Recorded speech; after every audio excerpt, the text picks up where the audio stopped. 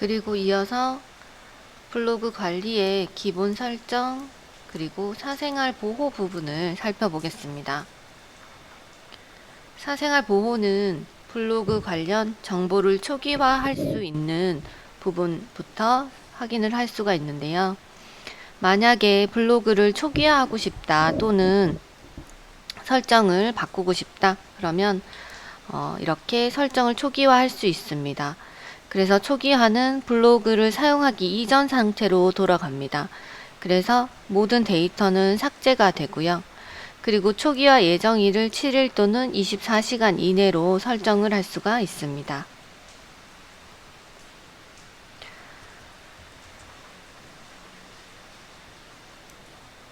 자, 블로그 초기화를 신청했을 때는 보류 기간은 24시간 이내 또는 7일 이내로 선택을 할 수가 있고요. 초기화는 안내된 예정일 새벽에 진행이 됩니다. 그리고 보류 기간 동안은 블로그가 비공개되어 방문객은 접근 또는 열람할 수가 없습니다.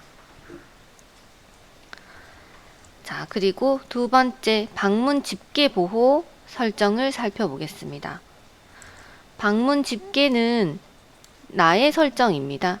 내가 예를 들어 다른 타 블로그를 방문했을 때 그 방문자 연령이라든지 특성에 제 방문 그 데이터가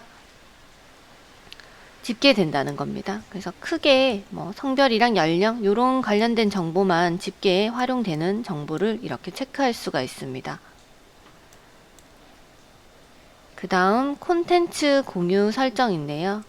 이 두 가지는 아무래도 많이 사용하지는 않으실 거예요. 기본적으로 설정을 다 되어 있기 때문에 따로 설정을 하지는 않는데 블로그 활동을 하시다 보면 콘텐츠 공유 설정에 대한 설정을 하시는 일이 있으실 겁니다. 자, CC의 설정이라는 거는 원저작자나 저작물의 영리 또는 저작물의 변경 등을 허락 또는 허락하지 않음으로 설정을 할 수가 있습니다. 아무래도 블로그에도 내 저작권이 있는 다양한 제작물이 들어가기 때문에 그 관련된 내용들을 좀 설정을 하는 겁니다. 자, 그리고 자동 출처 사용이라는 거는 내 글을 다른 블로거가 복사를 해갔을 때 11자 이상일 경우 내 글의 출처 정보가 자동으로 복사된 페이지에 남습니다. 하지만 텍스트 형태로 남기 때문에 출처를 삭제할 수 있습니다. 그리고 하단에 보시면 자, 마우스 오른쪽 버튼 또는 자동 재생 설정들도 설정을 할 수가 있습니다. 우리 블로그를 방문했을 때 그림 같은 거 있죠? 이미지 같은 설정을 다른 이름으로 저장을 한다든지 뭐 그런 기능을 사용을 하겠다 또는 사용을 하지 않겠다로 설정을 할 수가 있습니다. 아무래도 저작물이 많은 데는 마우스 오른쪽 금지 설정을 해서 내 저작물이 이미지 형태로 다운되는 것을 방지하겠죠. 그리고 자동 재생 설정, 음악이나 동영상 등을 자동으로 재생하는 설정 등이 있습니다.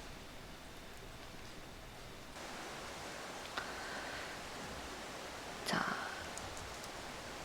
스팸 차단에 대해서도 알아볼 건데요. 스팸 차단은 지금 블로그를 사용하시는 분들은 초반에는 많이 사용하지 않으실 거예요. 자, 이제 뭐 내 블로그에 너무 이제 이렇게 내용이 많아져서 방문하시는 분들이 많은데 유해한 뭐 광고라든지 그런 내용들을 뭐 댓글이나 어떤 내용에 자꾸 게시를 하면 이렇게 차단을 할 수가 있습니다. 그래서 자동 차단 설정, 뭐 필터를 사용을 하겠다, 사용하지 않겠다 이런 식으로 이제 차단을 할 수가 있고요. 기본 설정이기 때문에 따로 지금은 설정을 하지 않으셔도 되고요. 자, 차단된 글 목록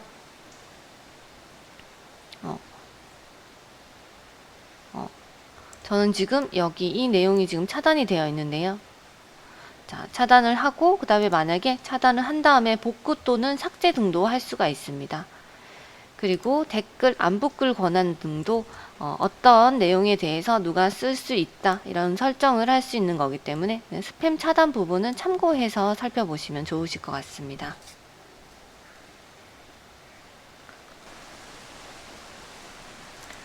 자, 이웃 그룹 관리에 보시면, 자, 이웃, 열린 이웃, 서로 이웃인 부분들도 있고요. 또 이웃 그룹을 통해서 내가 그룹을 따로 카테고리를 만들어서 이렇게 그룹별로 관리를 할 수가 있습니다. 자, 공개 여부나 이웃 수를 그룹별로 이렇게 관리하실 수 있죠. 그리고 이웃의 순서도 내가 미리 좀 보고 싶은 순서로 이렇게 순서를 설정을 할 수도 있습니다.